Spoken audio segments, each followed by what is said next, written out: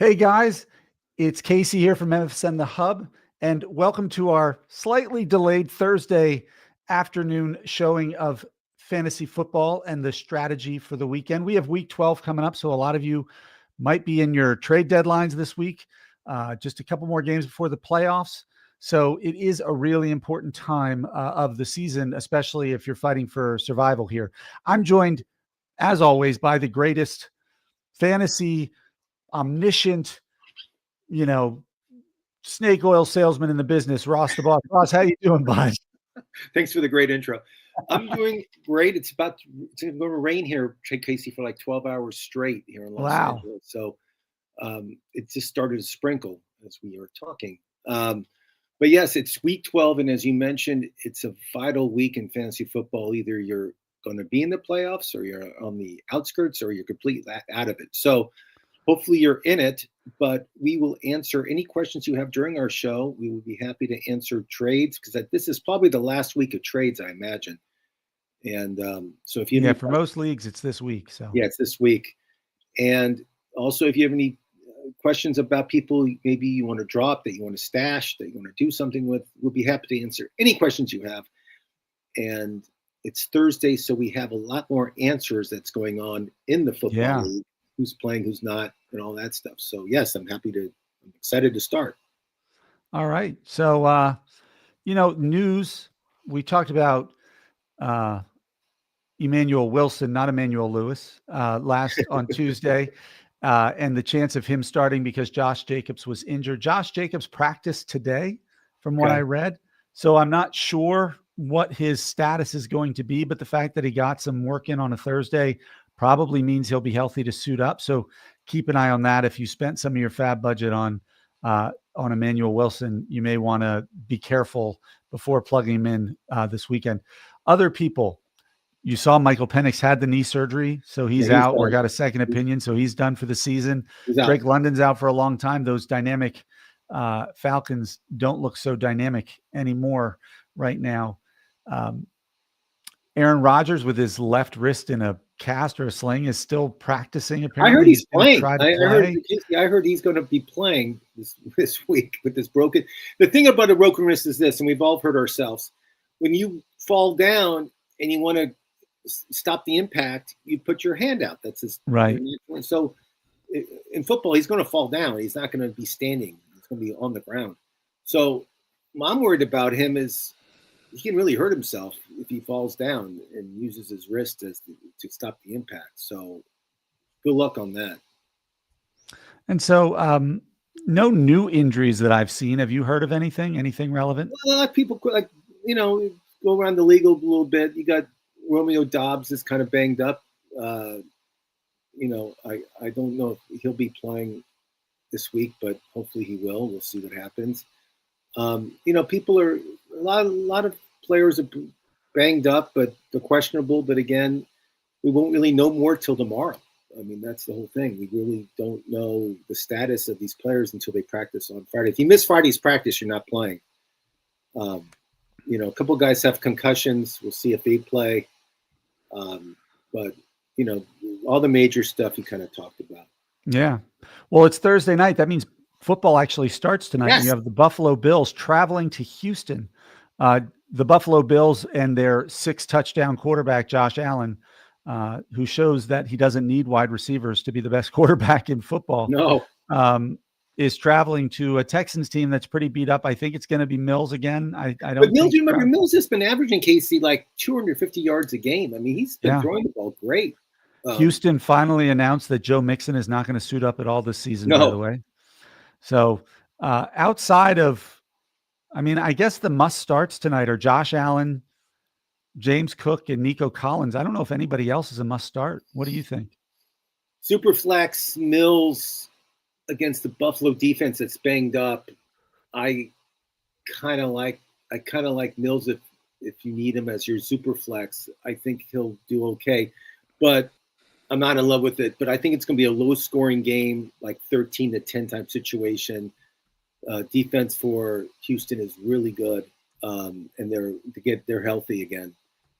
So I see a low scoring game. I don't see a big fantasy game out of that many people. I do like, I like Shavers, the receiver for Buffalo. For Buffalo, he had a good game last week. That's that for Neon, sure. what's his name? Neon Keon Coleman. Keon Coleman. He's not playing again because of this disciplinary reasons. He can't show up to practice or show up to a meeting, so he's out again. So Shavers takes his place, and this guy gets the ball. He goes deep.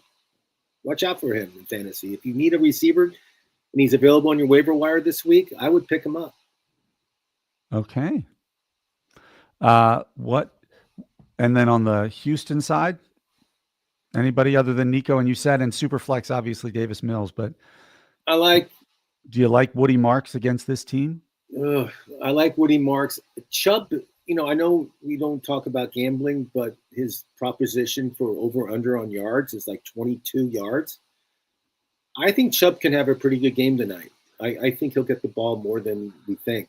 I think they'll give him a shot tonight. Woody Marks should be okay. Again, low-scoring game, so I don't know how many touchdowns are going to be scored in this game. All right, here's a question for you. JZ _ Sty, STI. I'm assuming that's his car, the STI. Would you trade Quinshon Judkins for CeeDee Lamb? He has Rashee Rice and Devontae Adams, and then he has Gibbs, Uncle Rico, and Trey Benson. Benson was just activated as the potential to return. He's in his 21-day window to come back. So he could consider running back a place of depth right now. And so getting a third wide receiver like Lamb for Judkins, would you consider that? Me personally, yes. I'd rather have CeeDee Lamb. I think Dallas will be doing a big push for the playoffs, and I think CeeDee Lamb's going to be a big part of it. I feel he's going to have a great second half, and I'd rather have CeeDee Lamb at the end of the day than Judkins right now. I think so too, especially with how bad the Cleveland Browns offense is. I think that allows them to stack the box against Judkins. He's still going to be effective against some teams, don't get me wrong, but Jahmyr Gibbs, Uncle Rico has been very good. And when Trey Benson comes back, which could be, I don't think it'll be this week, probably next week, you have three wide receivers deep. And to get Lamb with Rashee Rice and Devontae Adams, you have three really reliable, high floor, high ceiling types of wide receivers. So I do like that. You know what else I'm excited about this weekend? And you're going to laugh at me. I'm excited to watch Shakur Sanders play quarterback. I really am. I've been wondering why they haven't given him a shot until now. I mean, Shador, but if you watched him play last week when he got in, he did what they expected him to. He held the ball too long and got sacked. He had limited. He tended to get way too deep in his drops. Those are all the things that they talked about. So maybe with a full week of first team reps, he starts to work through that stuff somewhat, but it's not like he can be any worse than Dylan Gabriel was. And I know he wasn't he shouldn't be in the Colorado Hall of Fame, which they put him in. No, that was retarded. I mean, that was not smart. In college, he was a good quarterback. I mean, he wasn't the best, but he wasn't the worst. And he has the skill. Does have the skill set. It just, I hope he knows the playbook, and I hope he knows what he's doing. That's the most important thing, playing quarterback. So I'm rooting for him. Excited. That's what I'm excited about for the weekend. I'm excited to watch him play. Yeah, it should be pretty cool. All right. So the next game, Pittsburgh at Chicago. So Pittsburgh's been playing not that great football. They have Mason Rudolph coming in as their quarterback. If Aaron Rodgers doesn't play. Yeah, I hope Aaron doesn't play. I hope he doesn't push himself, but he might, because Pittsburgh's in the playoff hunt too. They're in the playoffs actually right now if they don't lose another game. But I mean, I think Chicago's playing really good football. I like what they're doing there. They've been winning games like by luck. But I like Chicago, and the defense for Pittsburgh is horrible. Their pass defense is horrible. So I think Moore is going to have a big game, and I think Rome will have a big game. And I even like their new tight end, Loveland, or whatever his name is. Colston Loveland. Loveland, yeah, I like him too. But I feel that Chicago will win the game. Okay. All right. And do you think that Caleb Williams has arrived as a quarterback that you can count on? Count on no. Has he arrived? He had some good. He's been getting, every game. I think he's getting better. I like him. I just feel that he still throws way too many interceptions and he holds the ball too long. But I wish he would run the ball more. I think he'd be more effective if he ran the ball more instead of like just throwing the ball away. But that's me. New England travels to your Bengals. Yeah. What do you see there? Oh, pain. No By Chase. The way, just Albert Mariquin, thank you. Good afternoon to you as well. No Chase. Chase is not playing. He's suspended for spitting on somebody, so he's gone. And then the Bengals defense is probably the worst defense I've seen in years on a field. I mean, they just give up so many points. And, May's up there in consideration for MVP this year. You got May, you got Allen.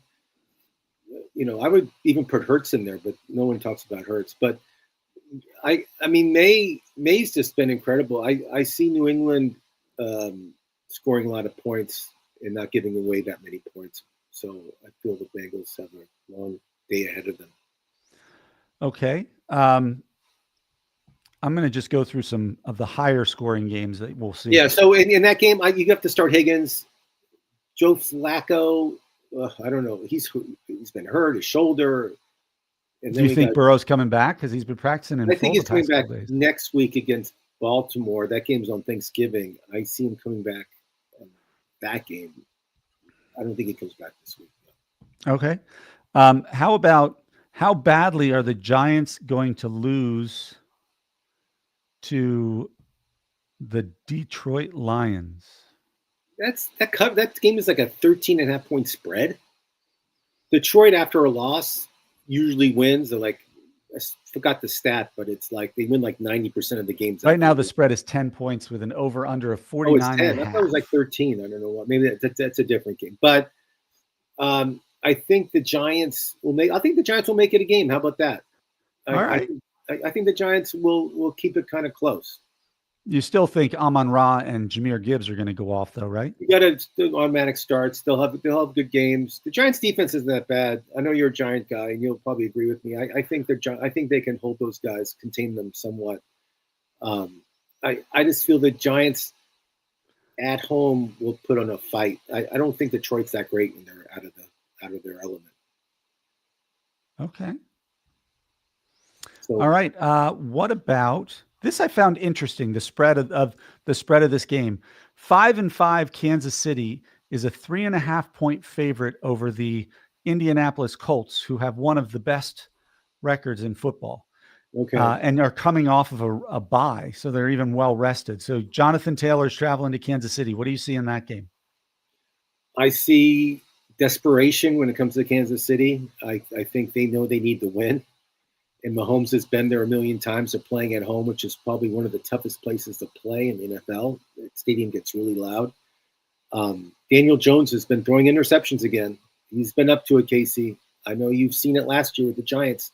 He's been doing it again with the Colts. So I think he's coming back to earth. And I think Kansas City would beat him by a touchdown. I think fantasy-wise, Mahomes, of course, yeah. Rice, of course. Kelsey for tight end position, I would start. I think he'll have a big game. And then on the other side, I would stay away from Daniel Jones. I wouldn't start him. I'd be afraid. Of course, Jonathan Taylor, you start. I just have a feeling that they're going to shut Jones down. I think it's a big trap game. I think people see like, oh, why are they favored? Kansas City is not that good, so the public's going to bet the Colts, and Kansas City will win by a touchdown. There you go. Okay, so you are sticking with the Colts. Yeah, I think I think our guy Daniel Jones is not going to have a big game. Okay, so you think the Chiefs are going to win? Win big. All right. What about the Philadelphia Eagles and their game manager quarterback, as he's being called, Jalen Hurts, at Dallas, and the high-flying offense of those Dallas Cowboys? I mean, how good is Eagles defense. I mean, they're the reason they're in first place and have the best record in the NFC. It's not because of their offense. Their defense has been just unbelievable. And that's why, Hurts has been playing well, but he hasn't been like tearing it up stat wise or fantasy wise. It's not like doing what Allen's doing or May's doing. But he's been playing well. Barkley's not having the year he is last year. The Cowboys, their offense is humming. I like what I see with the Cowboys offense. You know what? I say prediction, Cowboys will beat them. The Cowboys will beat the Eagles this weekend, and they'll be excited to play on Thanksgiving Day.